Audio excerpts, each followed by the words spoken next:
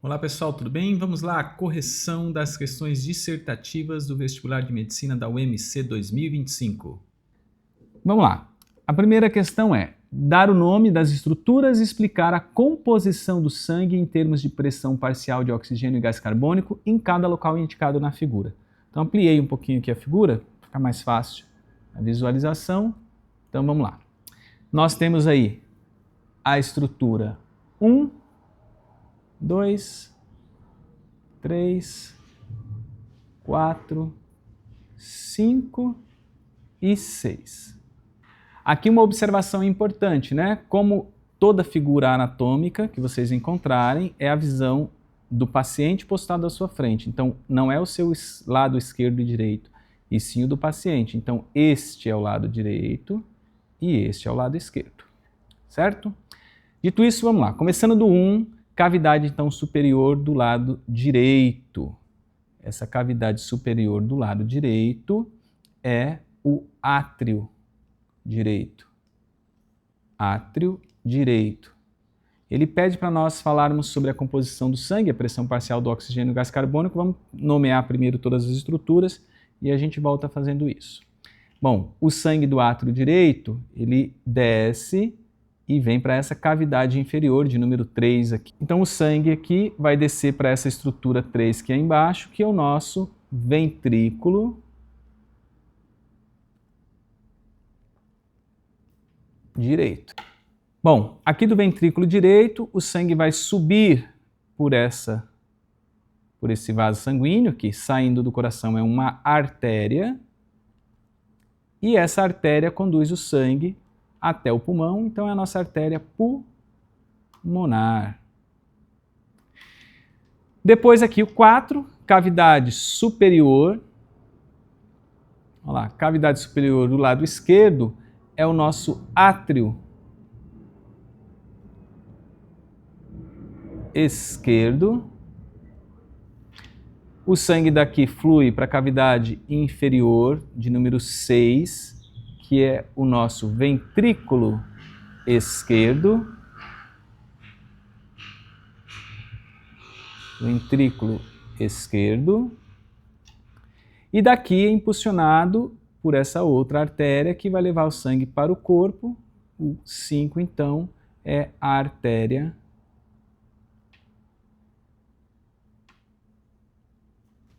aorta. Então estão nomeados aí as estruturas. Ele pede que nós façamos aí a avaliação sobre a composição do sangue em termos de concentração de oxigênio e gás carbônico. Eu já alterei até aqui com duas cores para vocês perceberem, vejam. Então eu tenho aqui no átrio direito, o sangue vai entrar pela veia cava superior e inferior, e esse sangue que vai preencher essa cavidade, ele é um sangue rico em gás carbônico e pobre em oxigênio, porque ele está vindo do corpo. Então é o que nós vamos chamar de sangue, nomear aqui, ó, sangue venoso. Então, sangue venoso. E esse sangue venoso, então, do átrio vai para o ventrículo direito, sobe pela artéria pulmonar, vai para a direita e para a esquerda para os dois pulmões. O que vai acontecer nos pulmões? A hematose, a oxigenação do sangue e a liberação do gás carbônico. Então esse sangue vai retornar, vamos marcar ele aqui, ó. Esse sangue vai retornar como sangue rico em oxigênio, sangue arterial. O caminho dele, ele vai voltar pelo átrio esquerdo, a contração do átrio esquerdo impulsiona o sangue para o ventrículo esquerdo e do ventrículo esquerdo ele vai subir pela aorta e daí ser distribuído para todo o organismo. Certo? Então aí a gente tem a resposta para o item A desta questão. Vamos ler agora o item B. O que diz o item B dessa questão?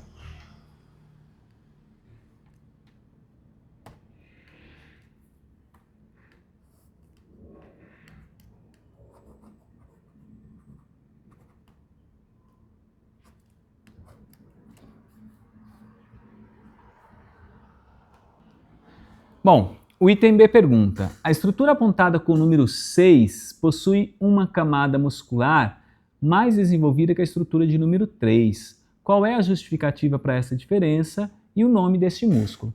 Então vejam, a estrutura que está sendo mencionada no 6 é essa parede aqui, que é mais espessa do que a parede deste lado. Vamos avaliar o caminho que o sangue faz e para onde o sangue dessas cavidades está sendo bombeado. Quando ocorre a contração dos ventrículos, o sangue que está no ventrículo direito, ele vai percorrer o caminho até o pulmão, né? O pulmão está aqui do ladinho do coração, é próximo. Então esse sangue é bombeado para chegar aos pulmões. O sangue que está do lado esquerdo, que retornou do pulmão, veio para o átrio esquerdo, caiu no ventrículo esquerdo, ó, esse sangue precisa receber um impulso muito mais forte. Por quê? Porque ele vai subir pela aorta e aqui vai se direcionar a todo o organismo. Esse sangue precisa chegar lá no topo da cabeça, no cérebro, e precisa chegar lá no dedão do seu pé. Ele vai circular o organismo inteiro. Então essa é a justificativa de que por que essa camada é mais grossa? Porque ela tem que exercer uma maior força, uma maior pressão para impulsionar o sangue para o corpo. Essa estrutura, esse músculo, é o miocárdio. Essa estrutura é o miocárdio. Tudo bem? Bom, próxima questão. A C é um paciente está com muita dor na articulação do joelho. Para administrar o medicamento, o médico tem 4 opções. Injetar o medicamento em uma veia do braço, injetar o medicamento em uma veia da coxa, injetar o medicamento no músculo do braço, administrar por inalação, pulmões. Considerando o trajeto do sistema circulatório, qual das opções acima permitiria que o medicamento chegasse mais rapidamente ao joelho do paciente? Então vamos lá, a gente já tem aí informações suficientes para responder essa questão. Então vamos fazer aí uma pequena organização. Coração, vamos fazer aqui pulmão, corpo, e no corpo a perna que tem a coxa, e aqui está o joelho, que é onde eu quero que o medicamento chegue. Tudo bem? Então vamos avaliar cada opção que o médico tem aí para injetar o medicamento. Ele vai injetar numa veia do braço. Vamos incluir aqui o braço, né? Então o corpo, eu tenho aqui o braço, membro superior. Se ele injetar no braço, qual seria o caminho que o sangue iria fazer? Esse sangue teria que, do braço, chegar ao coração, do coração ele seria bombeado para o pulmão, do pulmão ele retornaria ao coração, aí ele sairia pelas artérias, desceria o corpo até chegar na coxa. Então a sequência aqui seria braço, coração, pulmão, coração de novo, artéria aorta, né? Até chegar, passar pela coxa e chegar no joelho. Se for injetado o medicamento em uma veia da coxa, bom, está numa veia, as veias têm uma circulação ascendente. Então este sangue, se eu injetar aqui ó, na coxa, ele não vai direto para o joelho, ele vai subir primeiro. E aí ele vai subir, atingir o coração, pulmão, voltar para o coração, vir para o corpo, voltar pelas artérias da coxa até chegar no pulmão. Então vejam que eu aumentei o caminho, porque eu estou incluindo aqui agora toda essa circulação da coxa até o coração, que é muito mais distante do que do braço. Então essa aqui já é mais distante. Essa opção já é mais distante do que a primeira, não atende o solicitado. Injetar um medicamento no músculo do braço. Quando você injeta um medicamento intramuscular, a absorção do medicamento é mais lenta, então além de ser no braço, ter que percorrer todo esse caminho, eu tenho uma questão que ao injetar na musculatura e não na circulação sanguínea, a eu vou ter que passar esse medicamento da musculatura para o sangue. Então essa transferência vai demorar, o que torna também isso aqui mais demorado do que o primeiro processo. Por fim, administrar por inalação, pulmões. Se eu administrar o remédio e ele puder ser absorvido pelos pulmões, vejam, ele vai partir do pulmão, vou até trocar a cor aqui, ó, vai partir do pulmão, então ele é absorvido aqui no pulmão, ele já vai para o lado esquerdo do coração, nem passa pelo direito, daqui ele já cai na aorta, corpo, coxa e joelho. Então vamos lá, ó, pulmão, coração, artéria aorta, coxa, até chegar no joelho. Vejam que eu economizei aí, né? Não passei pelo braço, nem pelo coração pela primeira vez, então eu parto direto do pulmão, tornando então a administração por inalação aquela via mais rápida para que o medicamento chegue no local desejado no paciente. Tudo bem? Então vamos lá, vamos para a próxima questão. Olá pessoal, tudo bem? Bom, agora vamos com a questão 2. Na questão 2 é apresentado 2 cariótipos humanos, né? Conjunto de cromossomos de 2 células humanas. E a partir das observações nós temos que responder. Primeiro, quais alterações podemos observar se compararmos o cariótipo A com o cariótipo B? Então, se a gente observar o conjunto dos pares de cromossomos, ó, linha a linha, todos os pares estão presentes e aqui nós encontramos uma discrepância. Ó. Aqui no cromossomo, no par 21, eu tenho um cromossomo duplicado, né? 2 cromossomos aqui, e aqui eu tenho 3 cromossomos. Então é um caso de uma trissomia. Então nós temos aqui a trissomia do cromossomo 21. Né? Na B, qual o nome da síndrome? Que a gente pode então diagnosticar, né? A trissomia do 21 ou síndrome de Down. Bom, as pessoas que apresentam a síndrome de Down comumente têm algumas características físicas, como olhos oblíquos, um rosto um pouco mais arredondado, orelhas pequenas, as mãos também pequenas, os dedos mais curtos, né? Uma baixa estatura, um pescoço curto e mais grosso. Então, algumas características físicas que são bem marcantes. Podem apresentar alguns problemas de comorbidades, como má formação cardíacas, mais suscetíveis a uma obesidade, a distúrbios da tireoide, né?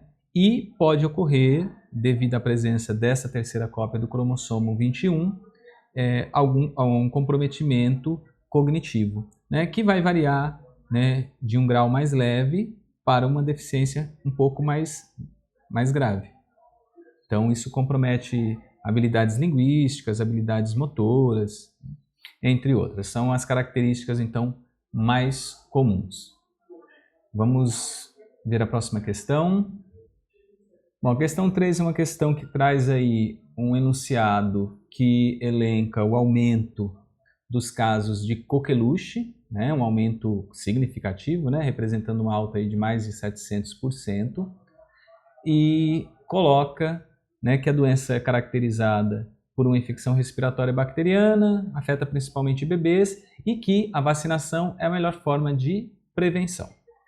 Aí ele traz a seguinte questão em relação à notícia. A baixa cobertura vacinal pode causar a morte de crianças menores de 1 ano por uma doença potencialmente controlada no Brasil. Sobre as vacinas, um tipo imunobiológico potente para a prevenção de doenças, responda. Primeira questão, qual o tipo de imunidade a vacina proporciona? Então, as vacinas são baseadas em antígenos. Então, esses antígenos vão ser reconhecidos pelo sistema imune, que vai produzir contra eles anticorpos.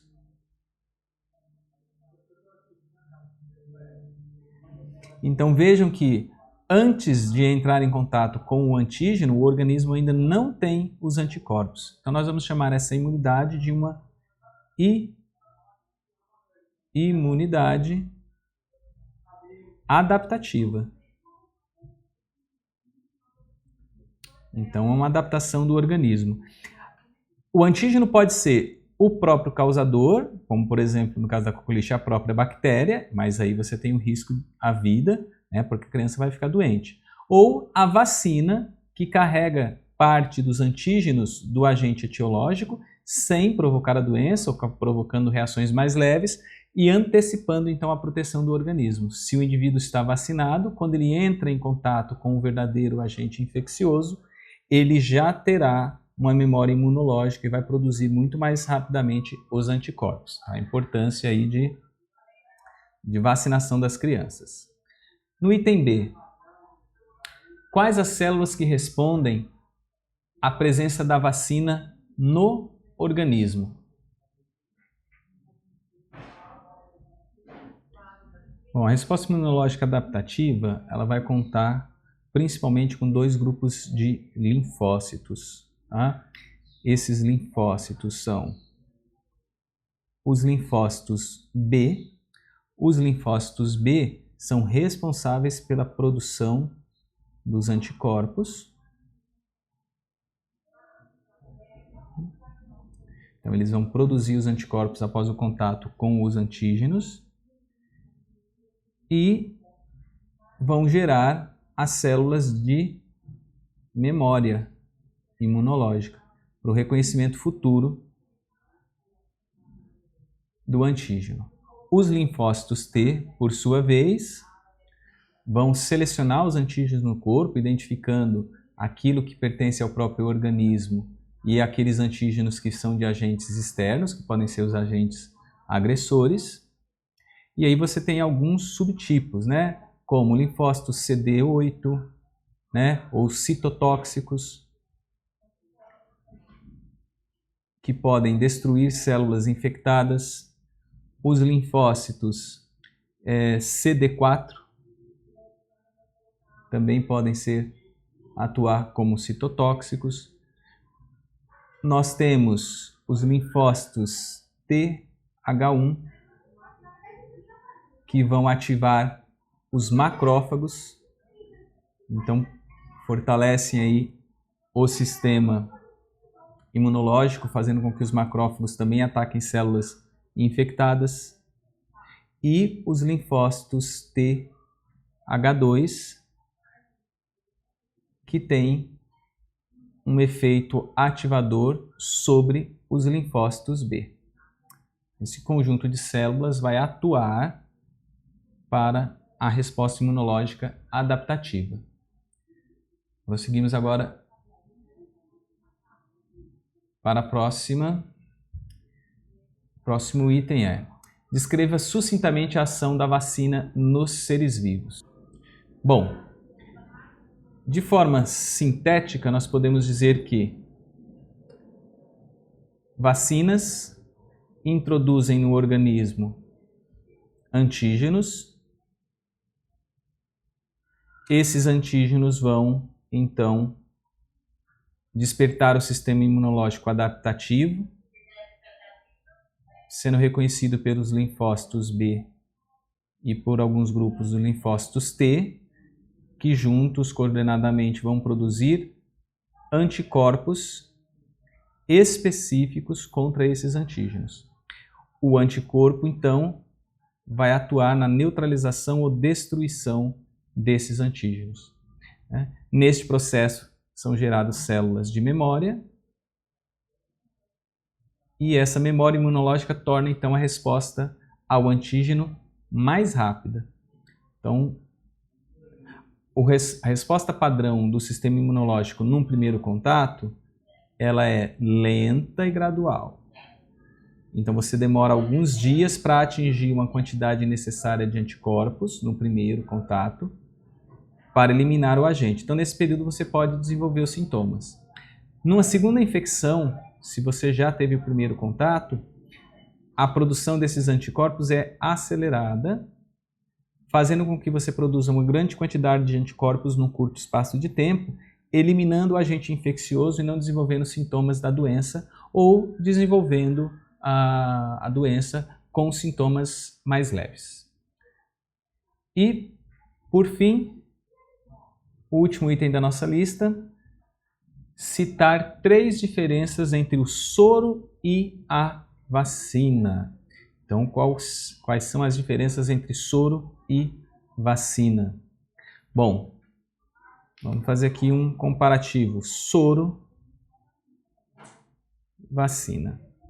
Primeira coisa, as vacinas, como nós já dissemos, contêm antígenos. Podem ser, por exemplo, partes de proteínas comuns no agente infeccioso.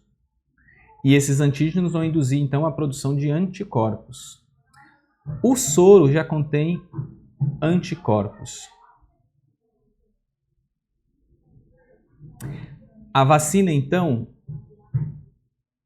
ela requer uma ação ativa do organismo para produzir anticorpos, enquanto a ação dos anticorpos contidos no soro é uma imunidade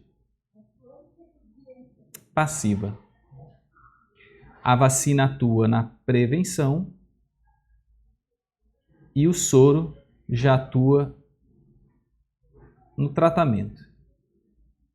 São 3 diferenças básicas aí entre soro e vacina. Acrescentando aqui, que a vacina cria uma imunidade de longo prazo com as células de memória. O soro não tem essa capacidade, ele não cria nenhum tipo de memória imunológica. Tudo bem? Vamos ver aí, então, a próxima questão. Bom, a próxima questão é uma questão de genética, traz a seguinte situação. Em uma pequena cidade de Vila Esperança, a família Silva era conhecida pela união e pelas peculiaridades que o tornavam únicas.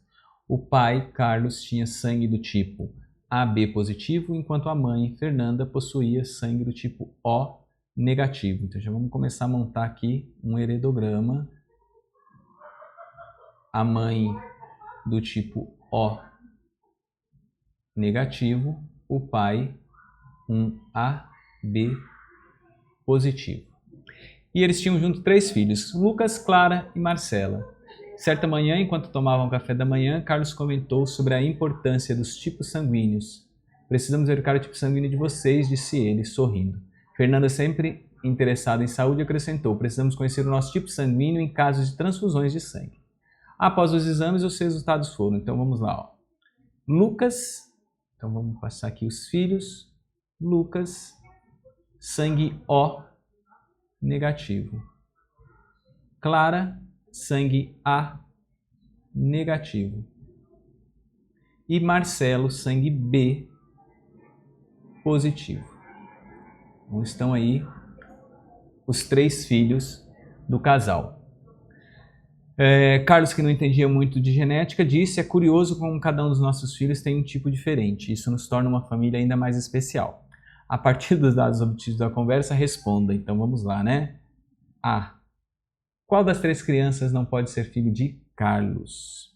Então vejam, o genótipo de Carlos, por ser sangue AB positivo, tem que ser um gene IA, um gene IB, então ele é heterozigoto. Como ele é positivo, ele tem que ter pelo menos um gene dominante para o RH. A mãe, sendo O negativo, tem que ter os genes recessivos do sistema ABO e também do sistema RH. Então vejam, Carlos não poderia enviar um Izinho, o filho também é igual à mãe, Izinho, Izinho, Rzinho, Rzinho. Carlos não tinha o Izinho para enviar, então é impossível que o primeiro filho, Lucas, seja filho de Carlos, não existe essa possibilidade. Então aí a resposta primeiro, Carlos, por ser recessivo, duplo recessivo, não poderia ser filho de um homem que tem 2 genes dominantes. Então, um genezinho veio da mãe, o outro veio de um outro pai que não Carlos. Bom, item B. Em caso de transfusão sanguínea, quais são os doadores possíveis para Carlos? Veja, Carlos é AB positivo. Ele vai ser dito como receptor universal, porque ele possui no sangue os antígenos A, B e RH. Ele não vai produzir aglutininas anti-A, nem anti-B, nem anti-RH, podendo receber qualquer tipo sanguíneo do sistema ABO-RH. Bom, o último item é para montar um heterograma considerando os dados colhidos na história, considerando os 2 filhos que consideramos ser de Carlos pela tipagem sanguínea. Não esquecer de indicar os genótipos. Bom, já tinha feito aqui no início, né? A resposta aqui pode ser tirando o primeiro filho aqui, que não é possível ser filho dele. Nós teríamos aí o seguinte heredograma. Aqui era Clara, né? Clara é A, então vou fazer uma bolinha do sexo feminino. Então vejam, Clara, que é sangue A negativo, leva a concluir que o pai tem o gene recessivo para o O. Então ela herdou do pai o gene para o A, da mãe um gene para O. Ela herdou da mãe um gene para negativo e do pai também. O menino, aqui uma outra menina também, vamos fazer uma bolinha, aqui nesse caso são 2 meninas, né? Marcela. Essa outra menina, Marcela, que é sangue B positivo, herdou do pai o gene para o B, da mãe o gene para o O, do pai um gene para positivo, da mãe um para o negativo. Então, são 2 casos em que é possível a paternidade e a maternidade, né? Então, esses casos estão corretos. Vamos dar uma olhadinha agora, então, na próxima questão. Uma última questão de biologia no vestibular de medicina da UMC traz uma questão aí ligada à ecologia. Fala de uma situação inusitada, né? Carregadores de carros elétricos na Austrália, mas que são abastecidos por geradores a diesel. Então, eu uso um gerador a diesel que queima combustível fóssil para gerar eletricidade para carregar as baterias do carro. Então, diante aí dessa questão, ele coloca, ó, baseado no seu entendimento sobre a foto e o assunto da matéria, responda. Então, vamos lá. Como o uso de carregadores de carros elétricos alimentados por um gerador movido a diesel pode impactar o meio ambiente? Então, a gente tem aí um carro elétrico e ele depende, então, de uma alimentação. Esse carregador, ele é movido a diesel. O gerador a diesel produz eletricidade que vai movimentar o carro. O diesel, no seu processo de combustão, libera CO2 na atmosfera, que é um dos gases do efeito estufa. Anulando desse jeito a vantagem de um carro elétrico, que seria ter um carro elétrico que tivesse a sua fonte de energia, né, como fonte de energia elétrica, uma fonte renovável. E o diesel não é uma fonte renovável, né? Derivado de petróleo. No item B, como o uso de combustíveis fósseis como o diesel interfere nos ciclos biogeoquímicos, especialmente o do carbono? Então nós temos um ciclo natural do carbono, CO2 na atmosfera, que é absorvido pelos seres vivos pelo processo de fotossíntese. Então eu consigo converter esse CO2 em moléculas orgânicas, como a glicose.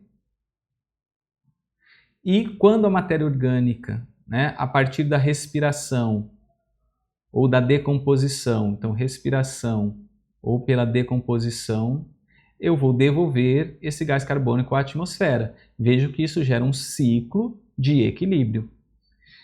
Ocorre que com os combustíveis fósseis, nós temos uma fonte extra de gás carbônico atmosférico que vem da combustão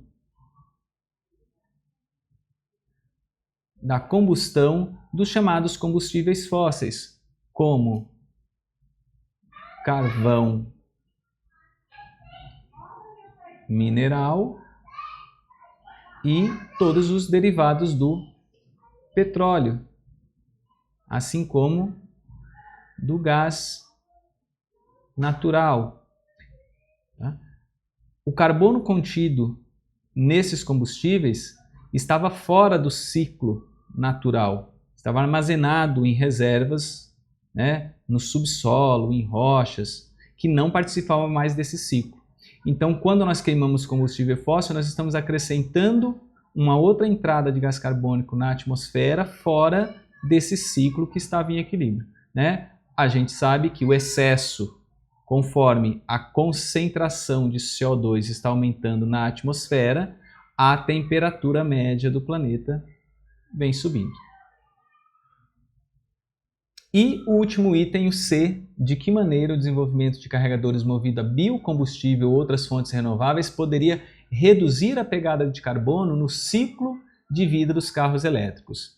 Então vamos pensar aí numa forma em que um biocombustível poderia contribuir, né,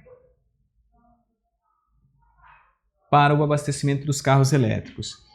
Então, utilizando aqui o mesmo conceito que nós já falávamos do gás carbônico, se eu tivesse uma forma de não aumentar o gás carbônico na atmosfera a partir da geração desse combustível. Eu poderia ter aqui um caso de fontes renováveis, né, como energia solar, energia eólica, que não envolveriam diretamente o ciclo do carbono. Agora ele fala em biocombustíveis derivados de seres vivos. Vou pegar o exemplo do etanol brasileiro. Então, etanol. O etanol é um produto que vem da fermentação, do sumo da cana de açúcar. Essa cana, para crescer, ela vai retirar gás carbônico do ar a partir do processo de fotossíntese. Então a planta lá, a cana, está crescendo lá na plantação, lá na roça. O que vai acontecendo? Conforme ela cresce, ela retira gás carbônico. Isso vai ser convertido em etanol a partir do processo de fermentação. Esse etanol pode ser, então, queimado em combustão para gerar eletricidade, e essa eletricidade vai alimentar, então, né, os veículos elétricos. Nessa queima, na combustão do etanol, eu estou devolvendo o gás carbônico, mas vejam, é o mesmo gás carbônico que foi absorvido meses antes durante o crescimento da cana. E esse gás carbônico, então, é devolvido para o ar. É claro lembrar que o biocombustível com a cana envolve outras questões ecológicas, como o uso de agrotóxico, desgaste do solo, o consumo de água, né, para irrigação. Mas, do ponto de vista do ciclo do carbono, esse carbono é um carbono que está sendo lançado na atmosfera, ele foi retirado meses antes da atmosfera. É diferente dos combustíveis fósseis que estão liberando carbono que está aprisionado, né, nesses combustíveis há centenas de milhões de anos. Então seria uma forma mais viável usar biocombustíveis para gerar a eletricidade que abastece os veículos elétricos. Tudo bem? E com isso encerramos essa correção do vestibular de medicina da UMC, questões de biologia. Até a próxima correção. Um grande abraço.